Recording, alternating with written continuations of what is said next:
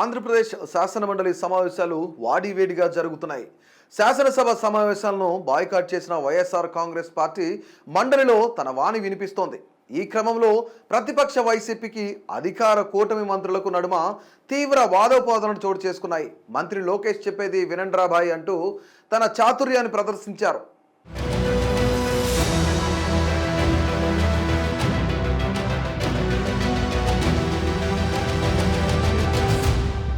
AP శాసనసభ budget సమావేశాల సందర్భంగా శాసనమండలిలో మంత్రి నారా లోకేష్ వర్సెస్ వైసీపీ సభ్యుల మధ్య వాడివేడి వాగ్వాదం జరిగింది.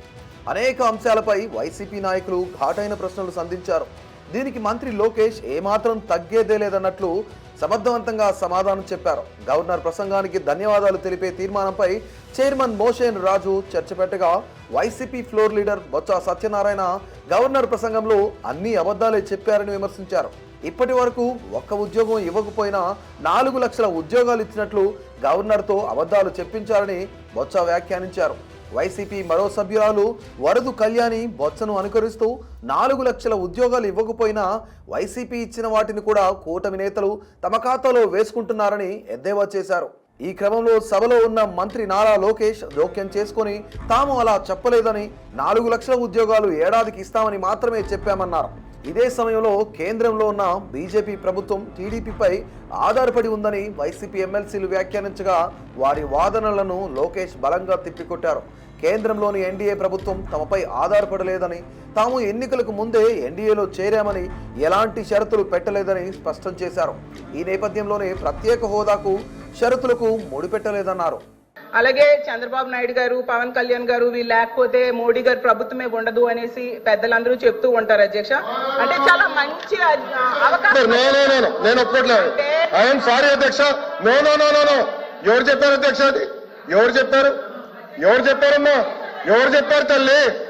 ఎవరు చెప్పారు సార్? అధ్యక్ష, రాష్ట్ర ప్రయోజనాల కోసం అన్కండిషనల్ గా ఇటు చంద్రబాబు నాయుడు గారు కానీ అటు పవన్ కళ్యాణ్ గారు కానివ్వండి, ఇద్దరు నాయకులు కలిసికట్టుగా ఇండియాకి సపోర్ట్ చేశారు.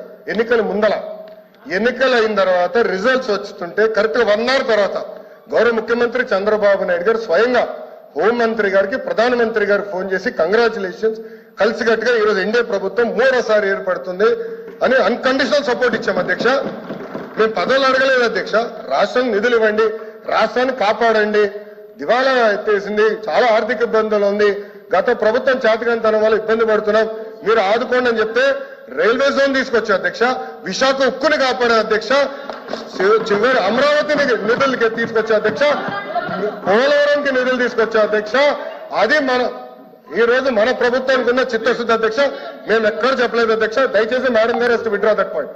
కాగా మంత్రి లోకేష్ మాట్లాడుతున్న సమయంలో పదే వైసీపీ సభ్యులు కూడా మైక్ కోసం ప్రయత్నించారు.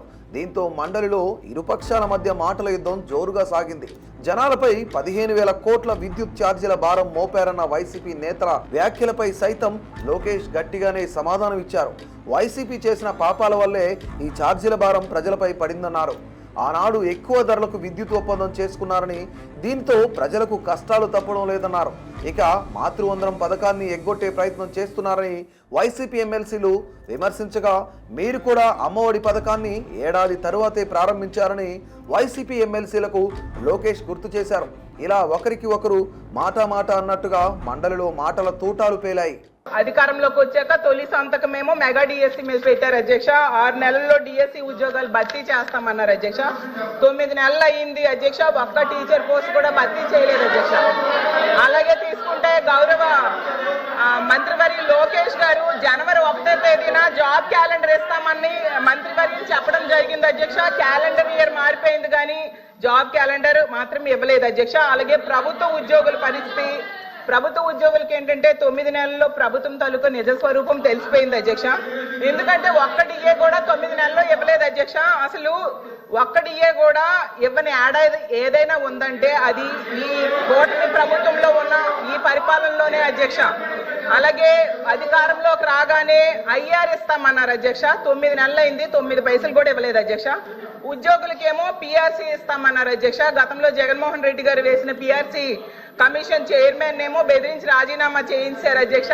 ఇప్పుడు 9 నెలల నెలలు అయినా కూడా కొత్త చైర్మన్ ని అపాయింట్ చేయలేదు అధ్యక్ష. అధ్యక్ష చైర్మన్లు బెదిరిస్తాయండి అధ్యక్ష, ఎక్కడ బెదిరించా?